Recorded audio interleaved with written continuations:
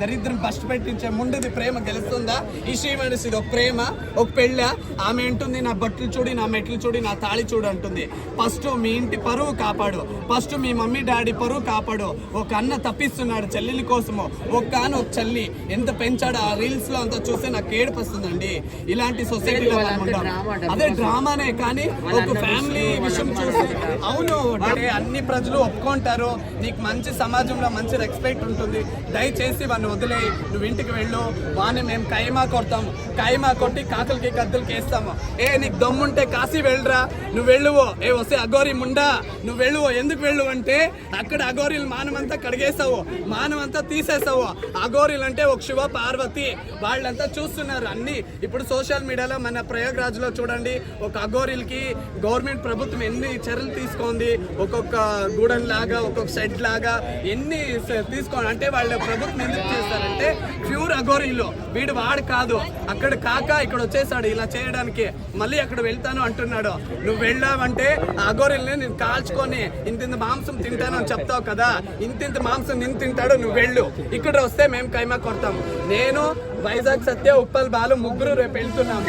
అన్ని మీడియాలో నేను చెప్పాము, రేపు వెళ్తున్నాము. అఘోరిని పట్టుకొని మేమే వస్తాము. ఏం అఘోరి, ఏం సత్య,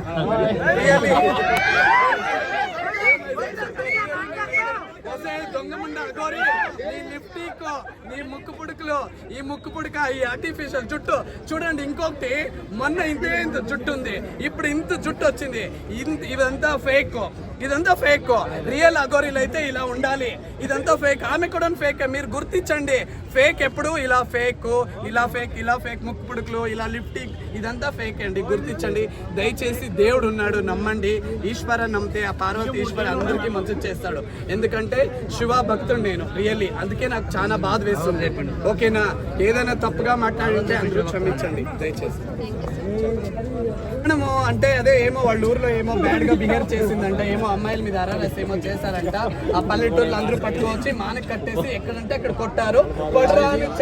పడరాని జాగంలో పడింది, అది బ్లాస్ట్ అయ్యి డమర్ అయింది. ఇంకా అది ఇన్స్పెక్షన్ అయితే ఎలా అని, ఇంకా వీళ్ళ దగ్గర డబ్బు లేదు కదా, అప్పుడు అఘోరి నాటకం లేదు కదా, ఇంకా ఎలా అది చేసేదంటే ఒక ట్రాన్స్ మీన్స్ వాళ్ళు మంచి వాళ్ళు, వాళ్ళ దగ్గర ఫ్రీగా చేయొచ్చు కదా అని ఒక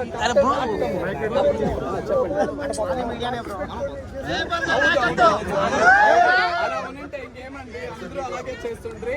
మంచి క్వశ్చన్ చూడండి, ఇతను బాగా అడిగాడు. ఎందుకంటే మైండ్ లో ఉండే తాటే అడిగారు, మెయిన్ అదే కావాలి. అఘోరికి ఎందుకు కట్ చేశారు అని అడిగారు కదా, అది ఎవరు అడిగారు? ఎవరు అడగలేదు.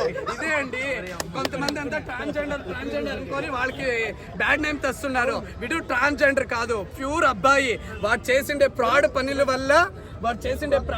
వల్ల వాళ్ళ ఊరు వాళ్ళు కొట్టి రాని చోట తగిలింది, బాంబ్ బ్లాస్ట్ అయింది.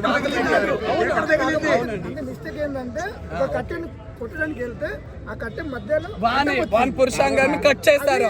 నాకేమైనా ఇచ్చినంటే ఇప్పుడు వాన్ని కైమా కొట్టేది కాదండి. రియల్లీ ఒక సనాతన ధర్మ భక్తుడు నేను, ఒక ప్యూర్ హిందూన్స్ నేను. ఓకేనా?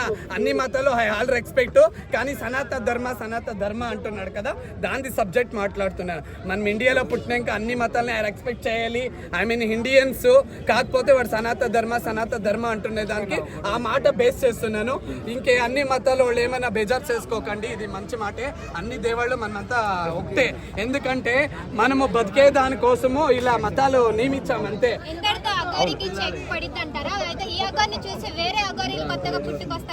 ఈ మాట చాలా బాగుంది. ఇంతతో అఘోరికి చెక్ పడలే మేము చేస్తాం. మా టీం వైజాగ్ టీం ఉంది కదా, మేము వెళ్తున్నాం. చూడండి, కాసుకోండి, కెమెరా ముందు గీడ్చుకొని వస్తాము, మేము సరెండర్ చేపిస్తాము. ఇంకా అఘోరీలు ఎవరు అలా రారు. వస్తే గన మాలాంటి వాళ్ళు ఇతను అడిగారు కదా ఎలా అని, అలా పగలేస్తాము. అప్పుడు నిజంగా నమ్మాను నేను, నిజమైన అఘోరి అనుకున్నాను. ఇక్కడ అదే ఫస్ట్ టైం కదా, అరంగేట్రం కదా.